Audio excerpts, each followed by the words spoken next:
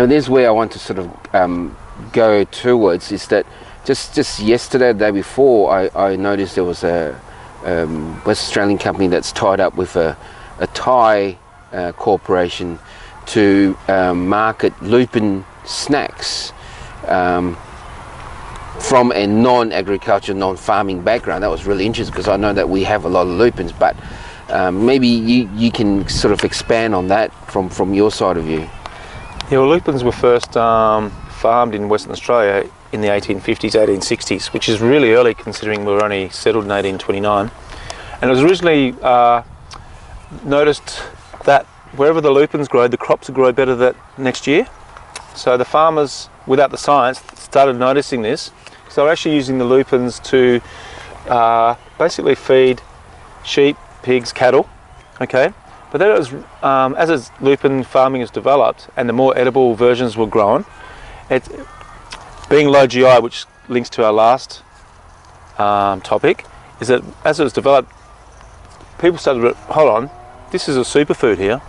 And as science developed over the decades, from the 1850s till now, Western Australia has become the biggest, I'm pretty sure it's the largest primary producer of lupins in the world.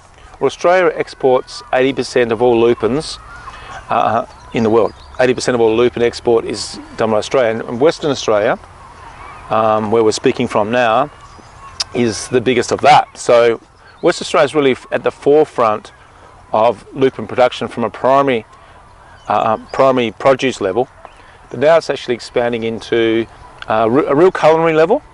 And with lupins being from the legume family, Leguminosa family, or pulse family, which really means pod. In ancient Latin, legume is pod. So there's similar foods from that family would be your kidney beans, soybeans, peanuts, pretty well chickpeas, all from the Leguminosa family, peas even, anything that comes from a pod. So, but with the lupins, they're particularly low GI, plus high protein, which is perfect for the world food.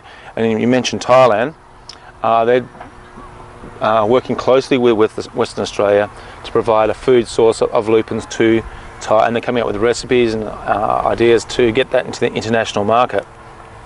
And as a cook, I'm always looking at superfoods and different ways of taking the wheat flour and swapping it directly with lupin flour. It's almost a one-in-one swap. Then you can actually look at making pizza bases and muffins and taco shells, empanadas, etc. There's a lot of recipes that are yet to come as well, where lupins will just grow on the culinary table, but also in world food supply demand. So it's a real play between primary production and world acceptance and understanding, and even on a culinary level, where you start seeing it in cooking shows. And okay, so WA is, like I said, one at the forefront in the world in those areas. I mean, this might come quite a naive question, but is lupin grown everywhere in WA, like in the colder climate area, or is it in the wheat belt area? There's 100 species worldwide, and some of the original species originated from South America, Africa, and even some European Mediterranean countries had lupins, were indigenous, endemic to that area. The West Australian lupins are mainly in the wheat belt.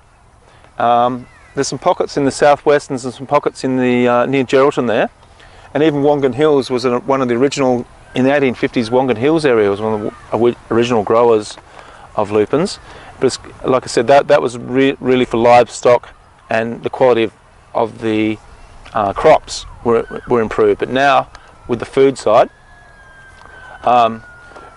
lupins aren't indigenous to Australia or Western Australia.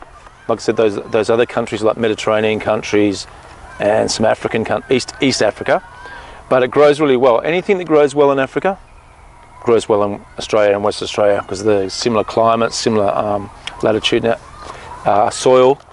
Although in Gondwana they used to be once joined Australia and Africa, so so anything that grows well in Africa grows very well in Australia and Western Australia. And the wheat belt's a perfect microclimate for that.